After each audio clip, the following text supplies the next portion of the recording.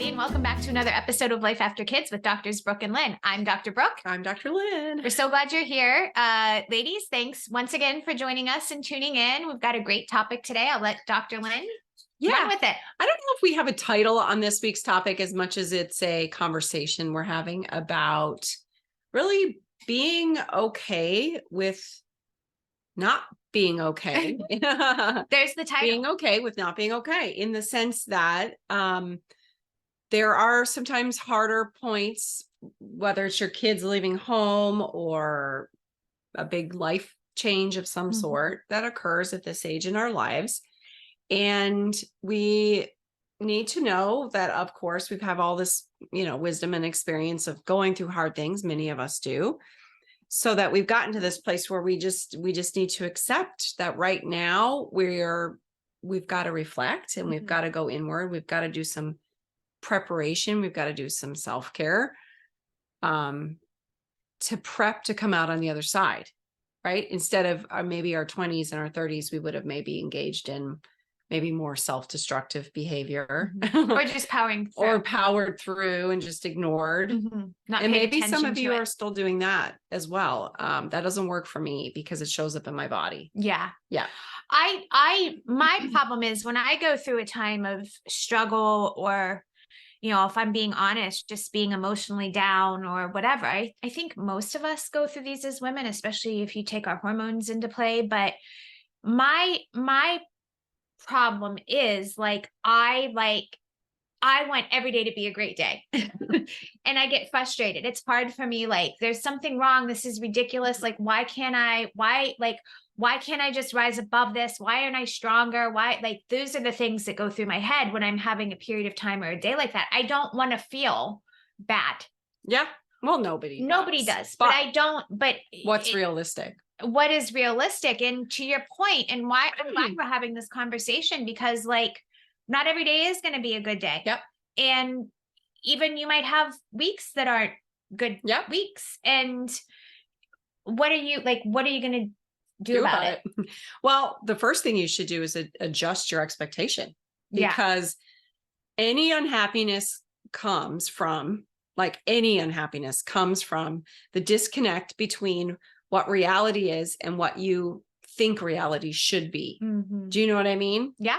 So if you think every day is supposed to be a happy day, right? Yes. Or if that's your standard, when it's not, of course you're going to be unhappy because your realization or the reality is not meeting the expectation of what you set up. Yes. And I think that's the same thing for, I love that you bring that up, because sometimes we just need, if we are unhappy, we just need to think about, well, let me give the example. So it's been a harder season for me. We have a business and same, right? So I always think that I kind of did not grow up in a family where we had businesses. We were not entrepreneurs. We had, my mom was a nurse. My dad was a respiratory therapist, and they went to work and, like most of our parents did, or maybe you do, right? Neither is bad. Neither is good. It's just, I didn't have that framework. So I realized my expectation is that when you're in business, that it should continue to grow and just steadily climb, and, things should be easier as you go along. Well, that's where some of the frustration can come from, because you just have to accept that it fluctuates, it goes up and down, and there's so much freedom in just accepting that and learning that. Yeah.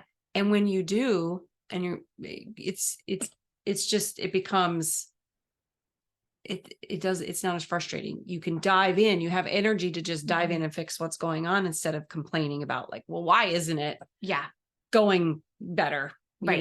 Kind of to your example as well. And here's the thing, that could be business. That could be anything that happens to you in life, because sometimes things don't happen the way we want it to. And sometimes we can set goals and we can make plans. We can do the step, everything that we can have the vision. It could be for our business. It could be for our life, for our family, our kids, whatever it is. And sometimes things come up. Sometimes an employee is going to quit. Mhm. Sometimes something comes up monetarily and you need to put more focus Yep. where you didn't need to before. Your kids are going to go to school and they're not going to, or they're going to leave home and your family life is going to change. You might suffer like a loss, or whatever the case is. There are going to be struggles. There are going to be times in your life that are not playing out the way that you want them to. They're not going to meet your expectation, your ideal.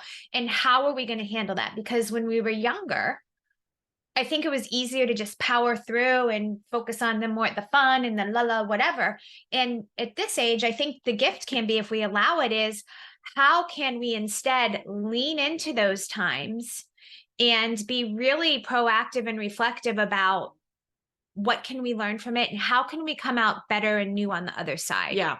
You almost have to go into it with like an appreciation for the struggles instead, because I do think when hard things happen, we're unused to that at times. Yeah. Right. And we're kind of like, well, what is this? This is really ruining my day. Yeah. This little thing. This is that's not happening. how I didn't expect to have to go and whatever. Do you go and work for 10 hours today?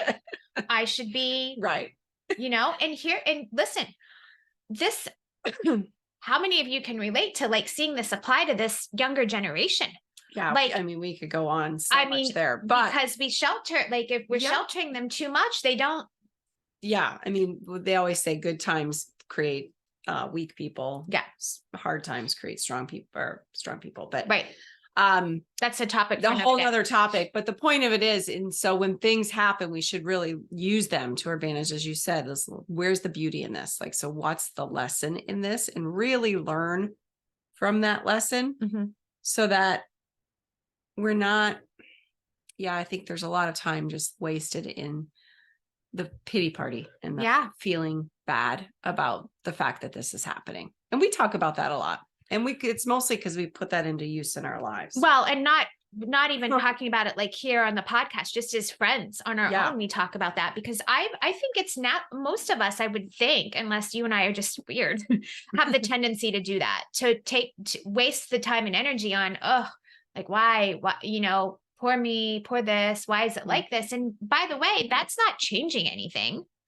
And now the energy and time that you needed to focus on what you need to do to get through the struggle, you've put into just feeling bad for yourself.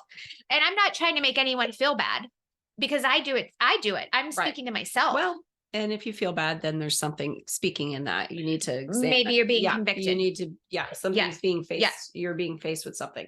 Agreed. So one of the major reasons I want to bring this up, though, is because many of us are going through menopause, and understanding what that actually looks like and breaking it down from a hormonal perspective, because there are going to be just some days where you have drops in your estrogen and things could be just fine. And then something, could happen and you're having one of those days, and it could be a complete and total shit show for you. Versus another time something can go wrong where maybe you're in a different phase in your cycle and your hormones are balanced a little bit differently and you can handle it well. So you just need to be prepared. I think that was something that I speak to you on that, just because I needed to be, I wish somebody had explained that to me a little bit better. But we've talked about Dr. Mindy Peltz before, and she has some good information out there, but she had recently done a video about, you could be your best, most amazing self for, 3 or 4 days. Like, I'm tending to be an introverted person. But there are days lately, and I've even said it to my family, I was like, look at me being extroverted, talking to the strangers. And you said it to me too. Look I at know. me wooing. I know. And then I'm thinking, here I am going, all right, so wow, look at this. And then the very next week, as you're going through something harder or a drop occurs in your estrogen, then you're just completely like introverted, more inward. So just be, I guess, prepared for, it's not an exact science, but there are going to be times when your estrogen fluctuates to where you're going to notice massive shifts in your personality. Yeah. Well, here's the issue with our age and menopause. I love this book too. The Mindy Peltz book, Fast Like a Girl, was great. I learned things in there that I had not known.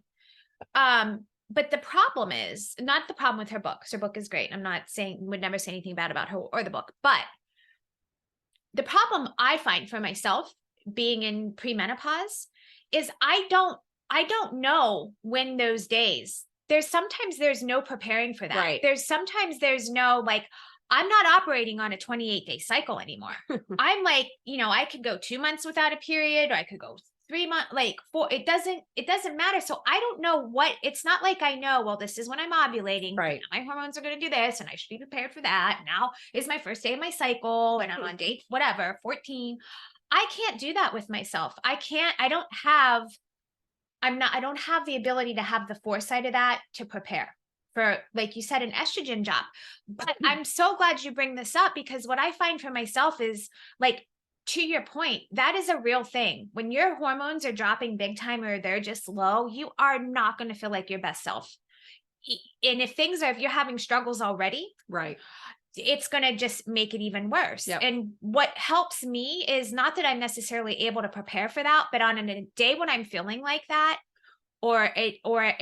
even for me, sometimes it's like, oh, I just feel a little off today. I'm a little lightheaded. Like any of those things, I can remind myself, Brooke, like this is just probably an off day for you. Your hormones do funny thing. And I can treat myself with a little grace and not go to anxious places where like, Yep. I got to I've got to get through this. What's wrong with me? Why am I, Yes. does that make sense? No, totally. Yeah. I mean, I think that it's the same, if you understand that, kind of like me being more extroverted. I think all my life I've looked at other people who are extroverted and thought, kind of back to our conversation about strengths and weaknesses, I have to pull myself back from trying to want that for myself more. Right. Yeah. Because it's not coming naturally to me as easily. And so it's having that grace for myself to know that it's not a case of, oh, I'm succeeding one day and then failing the next. Yes. It's all of it is good. All of it is who I am. Yeah. It's all, and that's what's so amazing about being a woman is Yeah. because we do have these fluctuating hormones. Men don't. They have testosterone at this level all the month. It's supposed to. Now, some men Jerks. have, I know, right? Some men have lower testosterone because of certain environmental lifestyle factors, Yeah. but what have you. Ours is up and down, and it's pretty cool if you look at it from the beauty of the design. Yes. And if you understand it so that you can have that, like you said, that accommodation for it, that grace for it. Right, because we're not designed as women honestly, we're not designed as women. I'm not making excuses for us to be on top of our game 100% of the time. And to constantly be going at it, constantly go getting it, constantly hitting it hard at the gym, and constantly doing the thing. That's not how our bodies are made. And when we remind ourselves about that, at least for me, it makes it easier for me. Like now, like I'm much more aware, like if I wake up and I'm not feeling great, my normal tendency would be like, you got to go get your workout in, go like do all the things so that you feel better. And now I know, like, my body's having an off day. I need to take it easier. I need to not try to do all the things. I need to maybe, like, instead of going to in and doing a workout, maybe I'm going to just take a little more quiet time with my reading or whatever. I'm going to allow myself that grace. Not that I'm going to just sit around and feel sorry for myself, but I'm going to do things instead of that are ramping me up, do things where I can be more grounded and more centered. And that allows me to get through those times better. I love it. Yeah, I think just anybody, if you're listening and you're going through something that's hard, it could be a family member. I mean, there's a lot, that Life is hard. Life is hard. I just want to tell you too, the other piece of that is, like, again, in our 20s, we might have pushed through or engaged in some self-destructive behaviors. And hopefully, I think the lessons that we've learned at this stage in our life is that we can use this time as a time of just going inward and taking care of ourselves, just taking really, really good care of yourself, like you would for a friend who is going through a hard time. Right. Be your best friend right now, your own best friend, cut back on the alcohol, get more sleep, say no to more things. Like you are in a time of protection because you have something coming at you and you need to preserve your resources. You need to probably scale back emotionally. It could be financially. Decide and discern where you need to scale back. Yeah. and be okay with doing that temporarily Yeah. if needed. Yeah. Yeah. If you're struggling, I mean, obviously, if you are really struggling and you have been struggling, we're not, we're not mental health experts or specialists. Seek help when you need to. But when the conversation of, if you're just going through a time of transition or difficulty at work or difficulty with the child, Yeah, whatever I'm that thinking is. of circumstances. I'm Yes. not thinking of mental Exactly. I health. just wanted to clarify that yeah. just in case. But I think that being aware of that and knowing, like, once again, we keep talking about this, but just it's okay to take a step back and catch your breath. Yeah. That's what I mean. Yeah. And I don't know, I don't want to overextend that message, because sometimes for me also, I need someone to say, okay, like, come on, you can do this. You know what I mean? Like, so there's a very fine balance of, like, taking care of yourself, taking a step back when you need to, going inward. And then also times where we need to say, I got this. Yeah. Like, I can do this, whatever it is, I'm capable, I can handle it. And I need to get through this day. Right. So there's like that. Yeah. That's there's where an you need equal- people that know you, that like will tell you straight, Yeah. you know, because life's not a perfect, we said this before, life's not a perfect science. It's an No. art, and things like that Yeah. you can get it right sometimes. And then you can be needed to actually push more or push through something. Yes. At certain times, just to break through, to Yeah. stretch yourself. There's that uncomfortable feeling that comes from stretching because of growth. Yes. Versus, no, we've pushed into a threshold that's now damaging myself. Like in chiropractic, we have a term where if we're going to adjust the joint, we take it to that healthy tension. Mm-hmm. But you never want to push through that healthy tension Yeah. into the space where the joint could be damaged, right? Yes. So you just have to know that yourself. That's where you have to be connected enough to yourself to know. And sometimes if you're not, like, I'm an Enneagram 6, so I spend most of my time in my head and I don't have necessarily that, like, gut intuition. So if you're not connected enough to yourself, then that's where, to your point, and I think you already mentioned friends, your spouse or whatever, sometimes you need somebody on the outside to sometimes talk you through that, because it's very easy to, here's the thing. We don't want to constantly, I don't want this to end up being a talk that somebody listens to and think we're saying just stay in your comfort zone because, you're a woman, we need to take it easy, we're in menopause, blah, blah, blah. That's not it. Because if we don't push out of our comfort zone and get uncomfortable sometimes or struggle sometimes, we're not going to grow. Mm-hmm. So there's a really fine balance there. How do you know the difference? How do I know the difference? Well, I've spent a lot of time working on myself. I've spent a lot of times that'll take me just being in some quiet self-reflection. Most of the times it's my husband, because I don't have a husband who is like, oh, you can't see me, I'm rubbing Dr. Lane's shoulder. That's what you need. You need Most somebody who will push you at times. I'd say 90% of the times. 10% of the time, I would like to have somebody that's like, you know what, just go catch your breath, put your feet up for a second. But he's the one that'll be like, you know what your problem is? You don't have any problem. And I laugh, but like, we all need a good pep talk. That needle for me that's like, you just got to keep, this is life. Yeah. You've got to keep going. And we have to push past that. But what can we do in the mid? I think it's just, for me, this conversation is being aware that you're going through a hard time, accepting it, right? You're accepting of it. You're not trying to push back or fight it or make it something that it's not. What can you do to keep yourself grounded and stress managed, but also suck it up, girl. Yep. Like, you can do it. Yeah. Does that sound cold? Like, no, I don't know. I mean, it sounds good. I'm just like, have we helped anybody here? Because we've talked about, it from both sides. And I think it's just a case of we have to have the conversation, and then you have to know that you have to know the two spaces where you could land. And then you have to trust yourself to know. Yeah. To make the right decision. The thing is, or have good people around you, right? Yes. And only at the end of the day, only you, not you, but you, the listener, any one of us know the answer to that. Like, when is too much? Yeah. Too much. When is it too much? Yeah. Or, when do you need to take a step back versus when do you need to power through?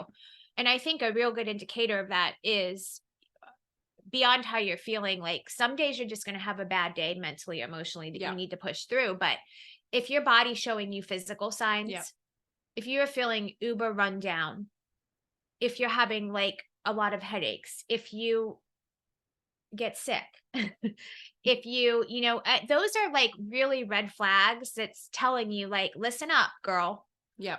You're Good doing points, it's right. too much. You need to get some more balance in, or you need, do you know what I'm saying? Mhm. Does that ring true for you? Yeah. And I think the other piece is it's something that like we're always doing too much, right? We can always scale back. It's like, are your goals consistent or um aligned, congruent with what you can actually do physically? Do you know what I mean? Yeah. And if they're not, then you have to adjust that. So if your goals are consistent though, the hard things that you come up against, the hard days, you can power through. Yes. Yeah.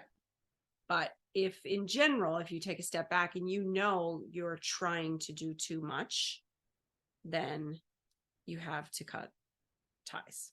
You have to cut back. The goals need to change. The That's goals really need to change. insightful, honestly. Because we can set really big, lofty goals, and sometimes it's not healthy for us. Mm-hmm. And I hate to say that because I'm a big proponent of like reach for the stars, push through, get your dreams, set your goals. But one thing has to give. Either you figure out a way and do what you need to do to get yourself stronger physically. Mm-hmm. And if you're happy with where you are, but it's just this too much up here with the goals, then scale the goals back. Can't be both ways, or Right. you're going to be miserable. Yep. Or, I mean, if you're really trying to do something major, big, then it's not just going to be a case of you putting in 20% more effort with all the habits, all the things that you're doing. Like if you're trying to 10x your life or your goal, your chances are what you're doing right now is not at all going to be what it would take to get there. You'll have to completely Change up your lifestyle. Right. So the goal could be, maybe the goal is not the problem, but what you're trying to do to get there is just to power yourself like a coal engine to get there. And that's not going to be what it's going to take. It's going to have to be some sort of innovation, some sort of new information, maybe a new partner, something that you piece Could together. be help from somebody else. Right. Help from someone else. It could be listen, this is the epitome of life after kids. If you're wanting more purpose, if you're setting goals for yourself, if you're wanting the next thing, you can't do that without also focusing on your mental health, your emotional health, your physical health, your community, having friends around that can help you. You need all those things because essentially, I think what you're saying is you have enough energy. The way you're living your life now, you have an energy to do the things you're doing. But if you're trying to up your game, you're probably going to have to shift all the stuff down here that you do day in and day out. And if you're not comfortable doing that, then you might have to shift what you do. You might have to be okay with just staying where you are. Right. That's exactly right. And that's the question. And by the way, if you're comfortable and happy with where you are, good Never for you. let anybody make you feel that that's less than. Never. 100%. Like that's the goal, guys, by the way. So if you're there, you're doing good. Yeah. Just celebrate that. I mean, there's always room for growth, but if you're where, yeah, I mean, you can't stop growing because if you stop growing, you die. But from a financial part or success piece or whatever that might be, if you've reached that, good for you. Yeah. That's okay. Yeah. Yeah. I mean, learn Spanish or, like take up a hobby. 100%. Drive a new way to work. Do some new things to keep your brain alive and live your life.